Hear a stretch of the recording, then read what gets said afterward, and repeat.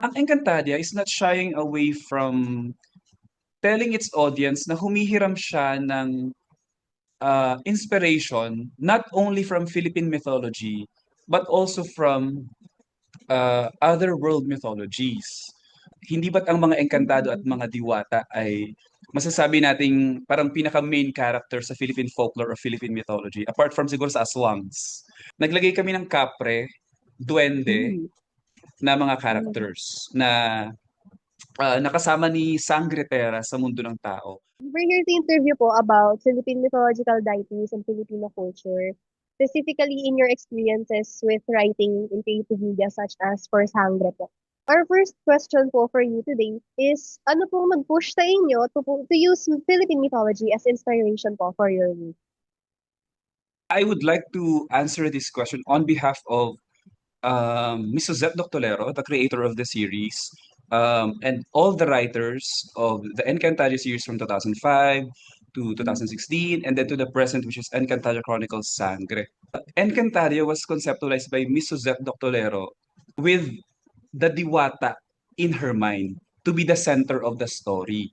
Specifically, si Maria Makiling. Siya talaga yung naging inspiration niya to form this story na makababae.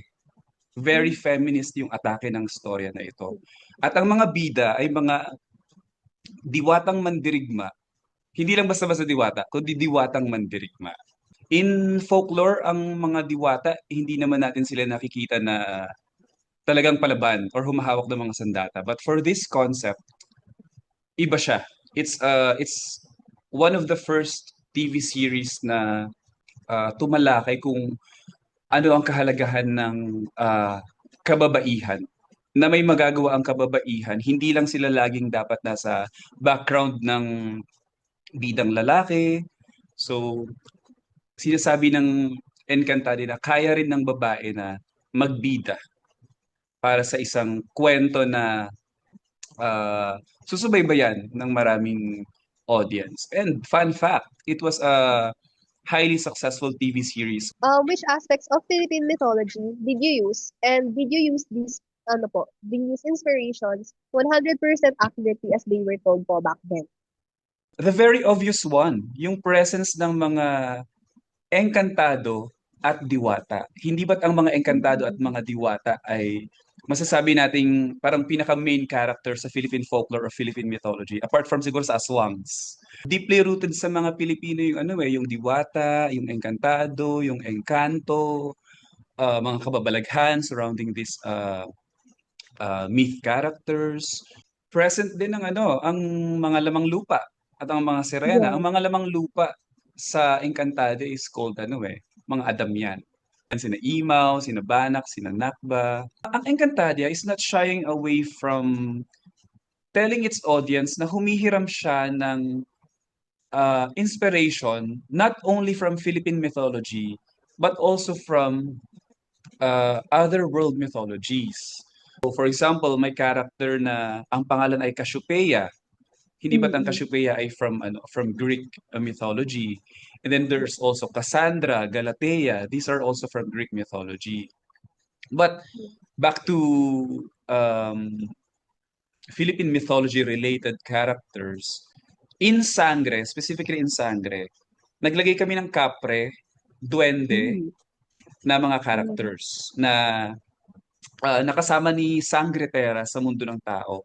Ang kapre sa Philippine mythology is, I think they're more of described as malevolent beings, di ba? Parang Yes. naninigarilyo sila sa taas ng puno and then nanghuhuli sila ng mga gusto nilang hulihin, for example, ladies Okay. na natitipuhan nila, ganyan. But in Mm. Encantadia Chronicles Sangre, hindi namin siya ginamit 100% accurately, I guess. Kasi Mm. mabait yung kapre namin sa Encantadia Chronicles Sangre.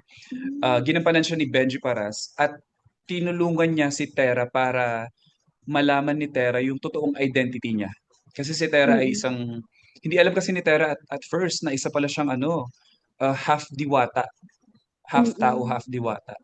So, Capre paved the way for Terra to learn who she really is. And then yung Mm. mga duwende, of course, ang duwende sa Sangre is maliliit din. They also have powers. And the same thing with Capre, tinulungan nila si Terra uh, to know who she really is. Yung itim na bigas, yung presence ng itim na Mm. bigas sa lore ng mga duwende, ginamit din namin siya sa Sangre. Nagpapagaling siya ng karamdaman, ng sakit. Mm. And in the series, ang ginagawa ng Mother Duende is meron siyang uh, incantation na ang term is babaken beko. From a Oh. black rice, black powder rice, gagawin niya itong Mm. liquid form para ibato dun sa kung sino man yung gusto niyang gamutin. Such as yung nangyari kay Perena before na nasugatan siya, pinagaling nila si Mm. Perena using the black rice or itim na bigas. Also si yung character ni Manilyn Reyes na si Mona, pinainom nila ng uh, black rice. Si Mona, ayaw niyang inumin yung black rice kasi ang alam niya, ang sabi sa kanya ni Lolo Javier, huwag kang iinom or huwag kang kakain ng black rice na galing sa mga kung sino-sino lang kasi dadalhin ka sa mundo ng mga engkanto. Which is hindi niya nare-realize, nandun na siya sa mundo ng duwende. Si Bathalumang Halia from Bicolnon mythology, Bathalumang Halia is the goddess of the moon. This is a direct borrowing ng Sangre from Bicolnon mythology kasi ang name is Halia. Ang role niya sa Encantadia ay Bathaluman or Diyosa din ng buwan. Mm. Of course, yung kwento ni Bathalumang Halia is fictionalized sa Sangre or sa Encantadia kasi umibig siya sa isang uh, engkantado, nasawi siya sa Mm. pag-ibig. So ayan, I think hindi naman Mm. ganun, hindi ganun yung kwento ni Halia na Mm. nagmula sa Bicolnon mythology. Okay. Yun nga po. So, meron na pong creative liberties, kumbaga, on their stories. Exactly. Yes, Yes. yes. There is a pantheon of gods. We created a Mm. pantheon of gods for the series. 'Di ba Mm. sa Tagalog mythology, merong supreme god na tinatawag na Bathala.